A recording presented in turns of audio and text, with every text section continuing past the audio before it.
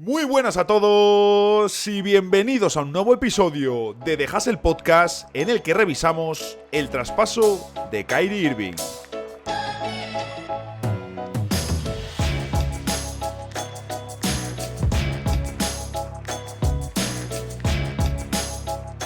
Es uno de los jugadores más eléctricos y más mágicos que hemos visto jamás en la NBA. Suyo es el tiro que decidió las finales más salvajes que hemos disfrutado, las de 2016, entre Cleveland Cavaliers y Golden State Warriors.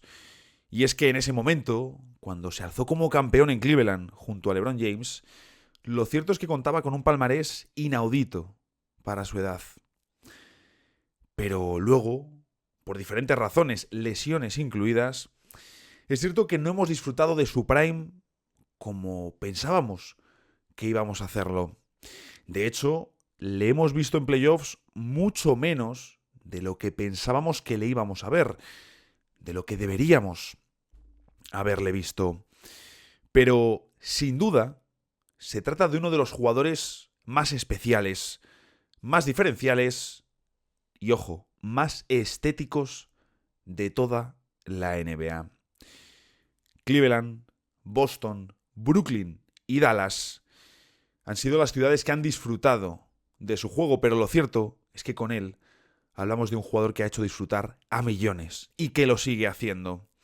Un jugador que para muchos es de los mejores que ha visto driblando una pelota o jugando el uno contra uno.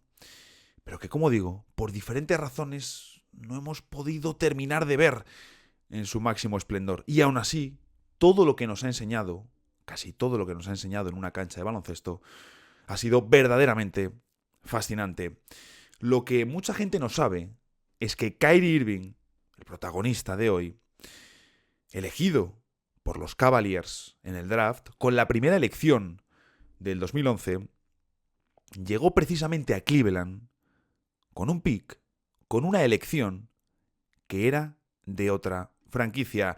Y es que la fortuna tuvo mucho que ver con que Kyrie llegase a los Cavs y por lo tanto, una consecuencia directa fue que LeBron James regresase a Cleveland en 2014. Hoy tenemos una historia muy curiosa, como es la del traspaso de la elección de Kyrie Irving. Bienvenidos a The Hustle Podcast.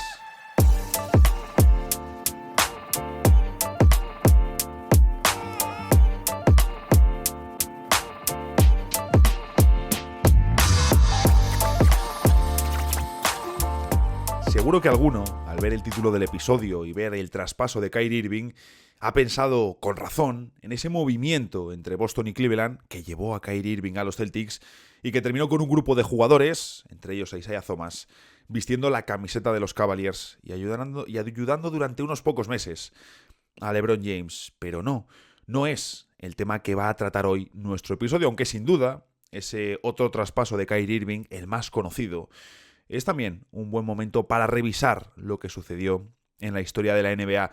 Como digo, hoy no vamos a hablar de ese traspaso de Kyrie Irving, vamos a hablar de otro, del menos conocido y sin duda el más interesante.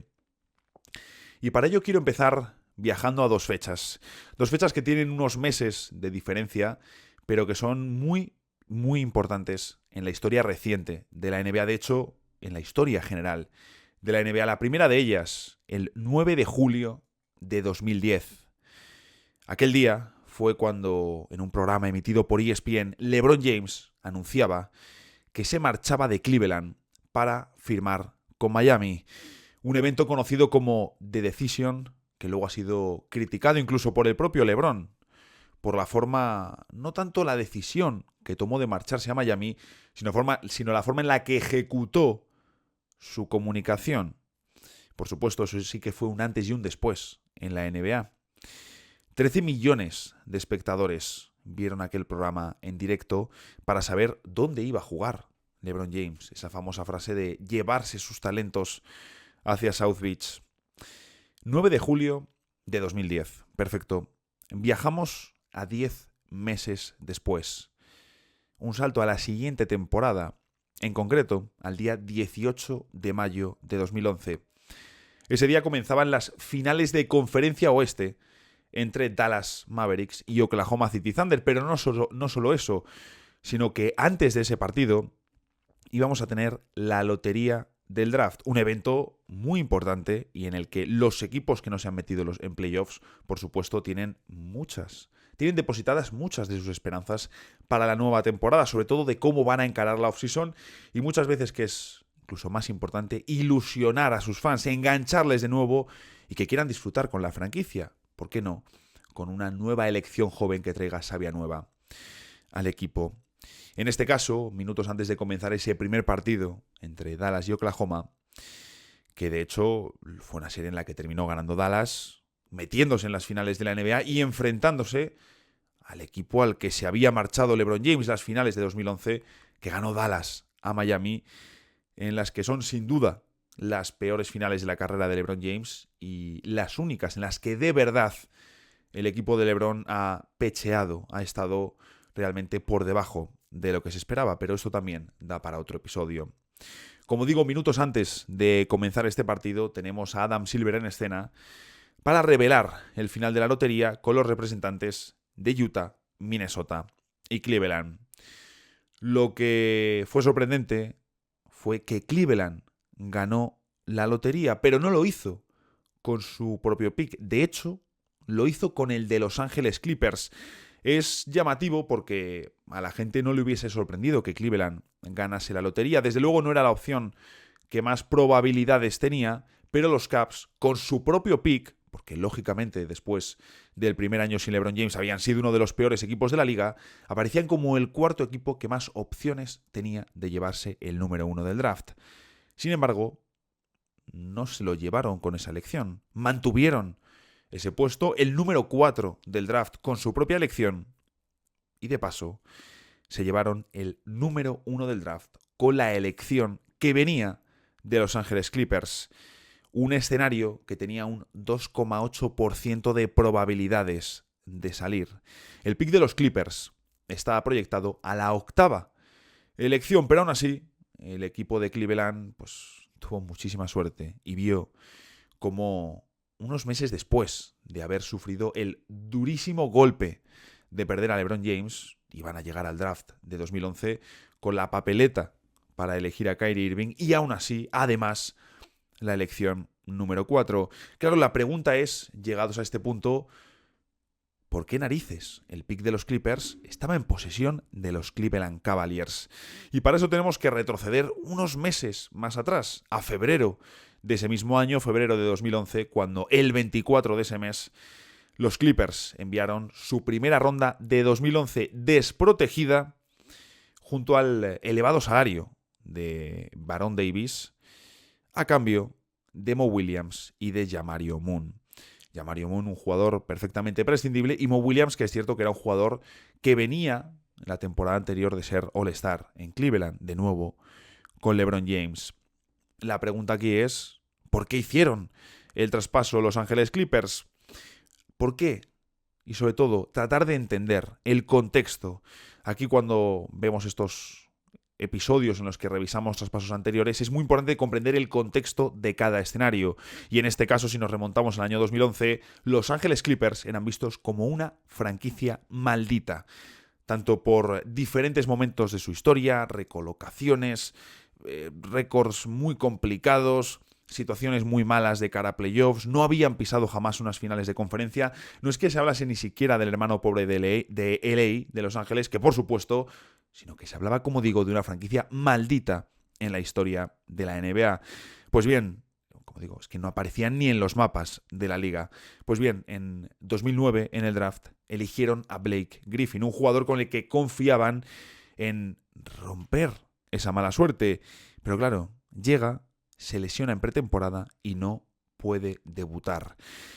Por si ya había pocos motivos para pensar que esta franquicia era una franquicia maldita, la lesión de Blake Griffin es un argumento más que reforzaba todas estas teorías. El caso es que Blake Griffin no puede jugar y su primera temporada en la NBA fue la 2010-2011. Un año en el que implosiona la NBA bajo el fenómeno Blake Griffin. Vemos cómo es de hecho incluso elegido para participar en el All-Star Game, en el partido de las estrellas. Se convertía en el primer rookie desde Yao Ming, que entró por otros motivos, en llegar al All-Star de la NBA. Esto nos habla mucho, ya no solo de lo espectacular, de lo mediático que fue el impacto de Blake Griffin, aquel primer Blake Griffin que era tan mediático saltando por encima de coches en el concurso de mates, sino que además su rendimiento en cancha estaba siendo fenomenal dentro de unos Clippers que todavía no estaban tan preparados para ser competitivos. Eso sí, se convierte, por supuesto, en un equipo de moda y en un equipo en alza. El caso es que los Clippers, como querían invertir en ese proyecto de Blake Griffin por completo, lógicamente, lo que hicieron fue dar su primera ronda desprotegida de ese mismo draft, del draft de 2011, para liberar espacio salarial. Ese era su objetivo, mover el contrato de Baron Davis, que no estaba siendo ni por rendimiento en cancha, ni por lo visto en cuanto a veterano, en cuanto a liderazgo en el vestuario, la figura que esperaban los Clippers, y querían tener margen para poder reforzar el proyecto con Blake Griffin. Pues bien, como digo, el objetivo fue liberar espacio y, por supuesto, también traerte a Mo Williams, un jugador que, si bien había sido All-Star contextual por el equipo de Cleveland y LeBron James, desde luego era un buen refuerzo y mejor rendimiento iba a ofrecer que Baron Davis.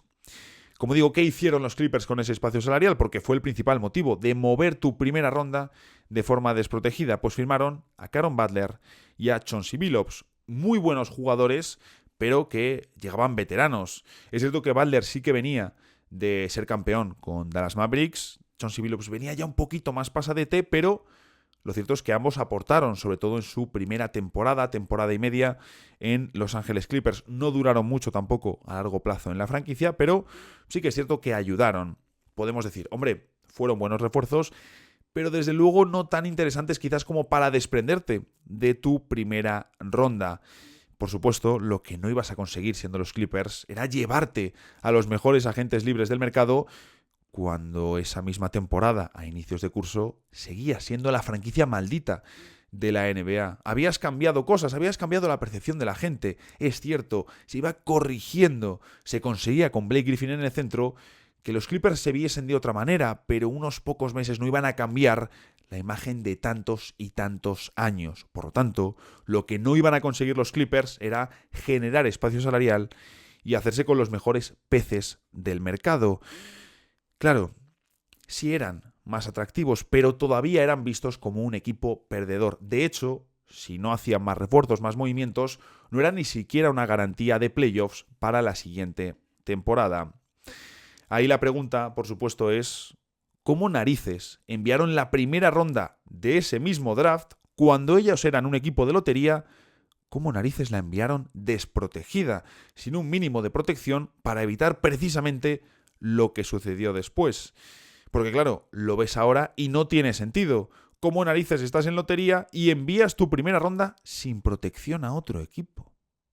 Es que a día de hoy, grabando esto en 2024, es completamente incomprensible. Pero claro, en esa época las protecciones no eran tan habituales, no estaban a la orden del día. Si hoy en día viésemos un traspaso como este, seguro que tendría protecciones, aunque fuese una mínima protección al top 1 o al top 3.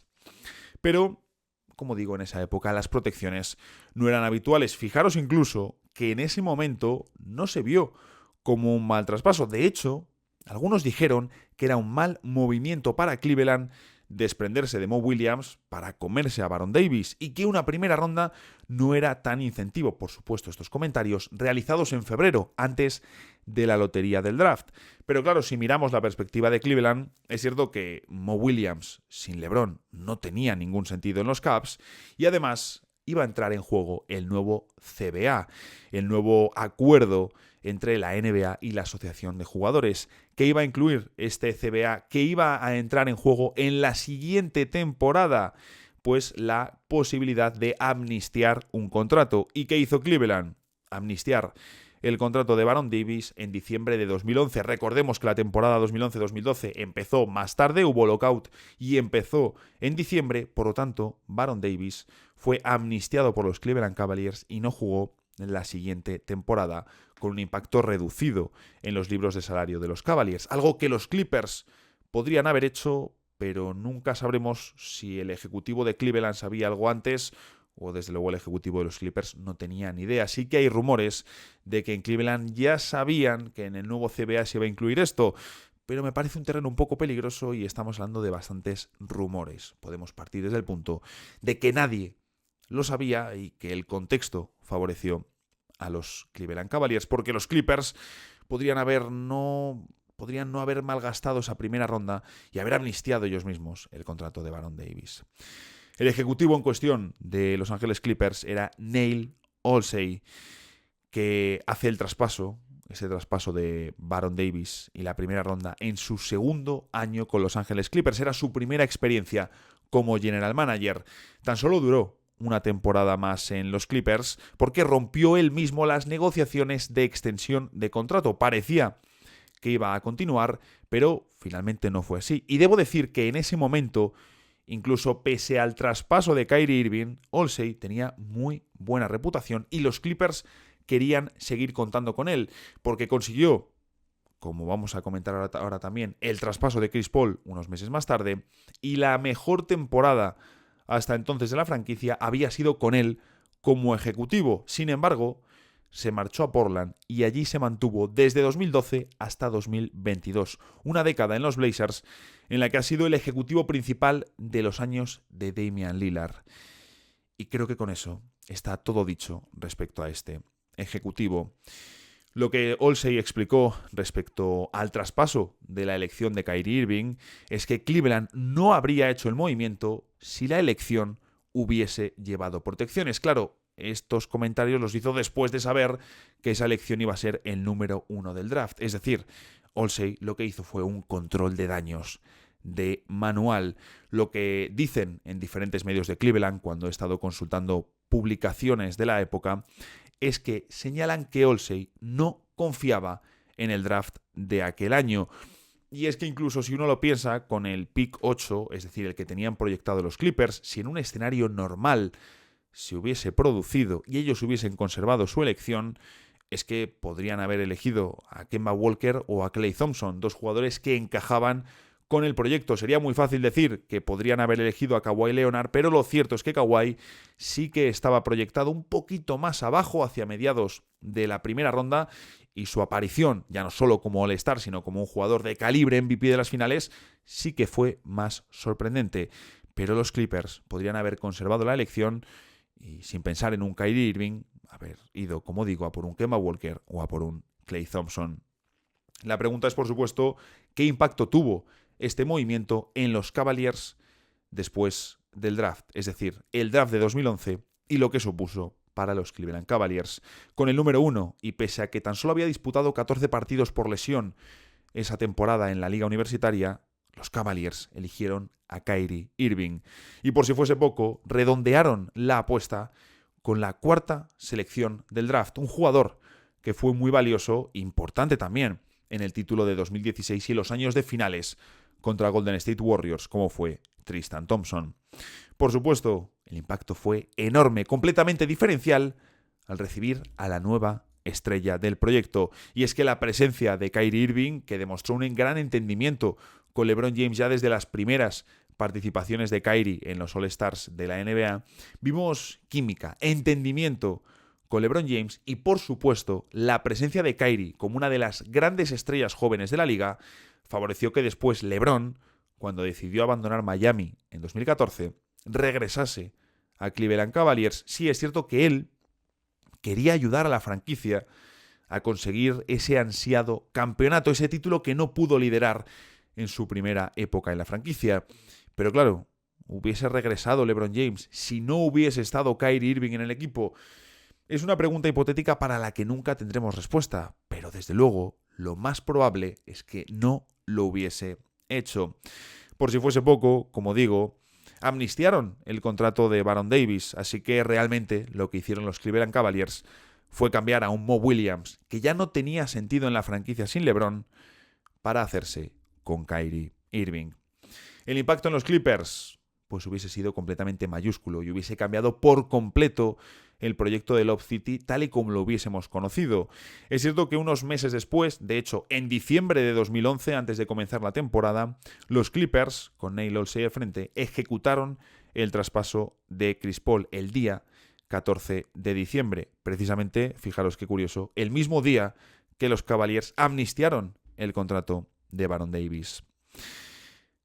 Si hubiesen tenido a Kyrie Irving en vez de a Chris Paul, lógicamente, si hubiesen tenido a Kyrie Irving, no hubiesen necesitado hacer el traspaso de Chris Paul. En el Kyrie Irving por Chris Paul, sin ninguna duda pierdes en el corto. Es decir, los Clippers no hubiesen sido un equipo tan bueno en el corto plazo, porque ahí estaba recibiendo a Chris Paul para el prime, para los mejores años de su carrera. Pero claro, lo que pierdes en el corto, lo largas, lo ganas en el medio y en el largo.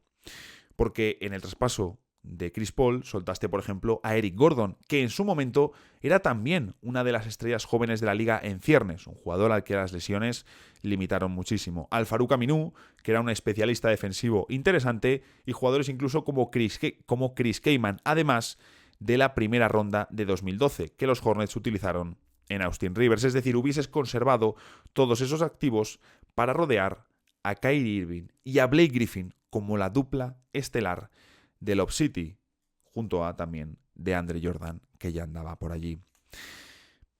¿Cómo hubiese sido la historia? Pues realmente nunca lo sabremos, pero sí que sabemos que aquí, en esa lotería del draft de 2011, en ese traspaso de Baron Davis, empezó la vuelta de LeBron a Cleveland.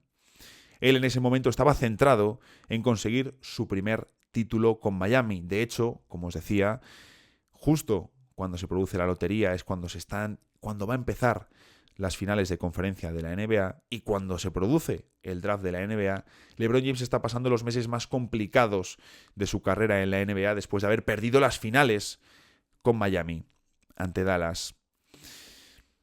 Él estaba a otras cosas, pero en ese momento, y aunque él no lo supiese, ya había comenzado su vuelta a los Cleveland Cavaliers. Podemos preguntarnos qué hubiese sido de Lob City, qué hubiese sido de los Clippers sin Chris Paul y con Kyrie Irving, si hubiesen conseguido la gloria, si no se hubiesen saltado pasos, digamos, aunque con Chris Paul ganaron luego mucho, por supuesto, y con otro tipo de configuración hubiesen conseguido cosas que luego no tuvieron, que luego les faltaron en el proyecto. Y también, en este hipotético escenario, cabe hacerse otra pregunta. ¿Dónde hubiese terminado Chris Paul? Miami. Hace unos meses salía un vídeo de Wade y Chris Paul hablando de lo cerca que estuvo de darse un traspaso. Los Ángeles Lakers. Sabemos que la NBA vetó un traspaso de Paul a los Lakers. New York Knicks.